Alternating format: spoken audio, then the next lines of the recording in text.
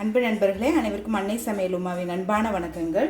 இன்னைக்கு அன்னை சமையலில் பார்க்க போகிறது பூரி சப்பாத்திக்கு சூப்பரான சைட் டிஷ்ஷுங்க, கடாய் பன்னீர்.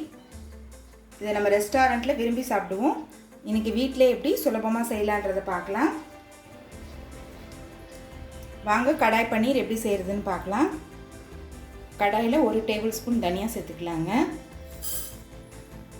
7 காஞ்ச மிளகாய், 2 காஷ்மீரி மிளகாய். இப்போ இது ரெண்டுத்தையும் நல்லா வாசனை வர வரைக்கும் வறுத்துக்கலாம். இப்போ மிளகாயும் தனியாக நல்லா வறுத்தாச்சுங்க. இப்போ இது ரெண்டுத்தையும் மிக்சியில் நைஸாக அரைச்சிக்கலாங்க. தண்ணி சேர்க்காமல் பவுட்ரு மாதிரி அரைச்சிக்கணும். தேவையான அளவு எண்ணெய், துண்டு இஞ்சி, 7 பல் பூண்டு,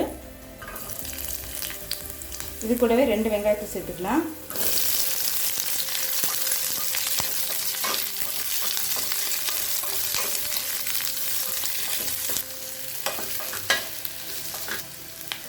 அடுத்தது 2 தக்காளி சேர்த்துக்கலாம்.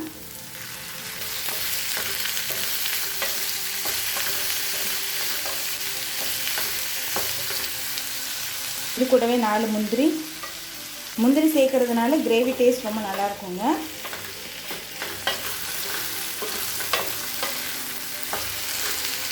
இப்போ வெங்காயம் தக்காளி எல்லாம் வதங்கிடுச்சுங்க. இப்போ இது கொஞ்சம் நேரம் ஆறின பிறகு மிக்சியில் நைஸாக அரைச்சிக்கலாம். மிளகாயும் தனியாயும் மிக்சியில் அரைச்சாச்சுங்க. இப்போ இதை எடுத்து தனியாக வச்சிடலாம். இப்போ வெங்காயம் தக்காளியும் மிக்சியில் அரைச்சாச்சுங்க. இப்போ இதையும் எடுத்து தனியாக வச்சிடலாம்.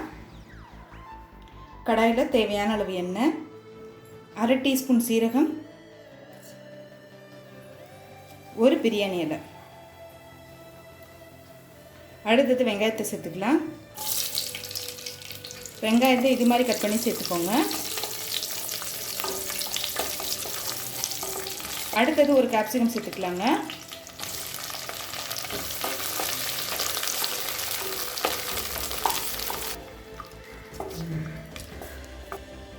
தேவையான அளவு உப்பு,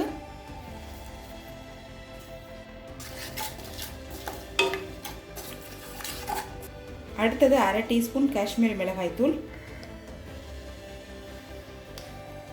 1 டீஸ்பூன் கரம் மசாலா.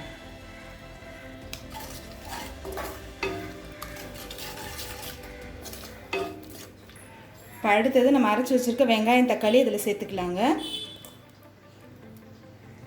அரைச்சி வச்சுருக்க மிளகாய் தனியாகவும் இது கூடவே சேர்த்துக்கலாம்.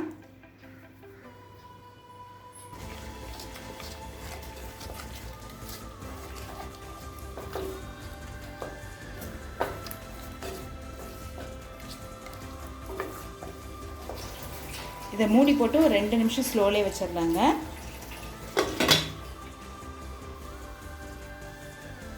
இப்போ 2 நிமிஷம் ஆயிடுச்சுங்க.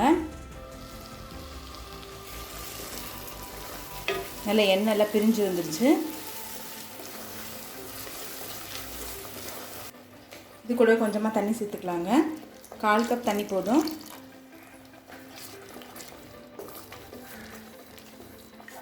அடுத்தது 200 கிராம் பன்னீர் சேர்த்துக்கலாங்க. நீங்கள் விருப்பப்பட்டீங்கன்னா பன்னீரை ஃப்ரை பண்ணி கூட போடலாம்.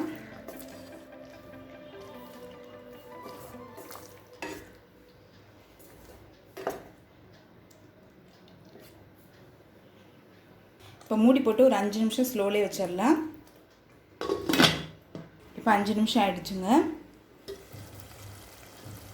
நல்லா பிரிஞ்சு வந்துடுச்சு.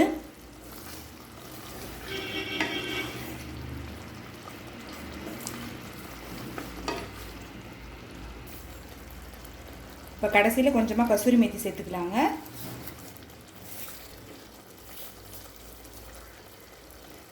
கசூரி மேத்தி உங்ககிட்ட இல்லைன்னா நீங்கள் கொத்தமல்லி சேர்த்துக்கோங்க. இப்போ கடாய் பன்னீர் ரெடி ஆகிடுச்சுங்க. சர்வ் பண்ணிடலாம். சுவையான கடாய் பன்னீர் ரெடி ஆகிடுச்சுங்க. ரெசிபியை ட்ரை பண்ணி பாருங்கள், கண்டிப்பாக உங்களுக்கே பிடிக்கும்.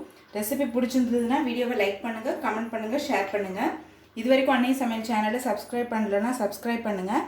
தேங்க்யூ.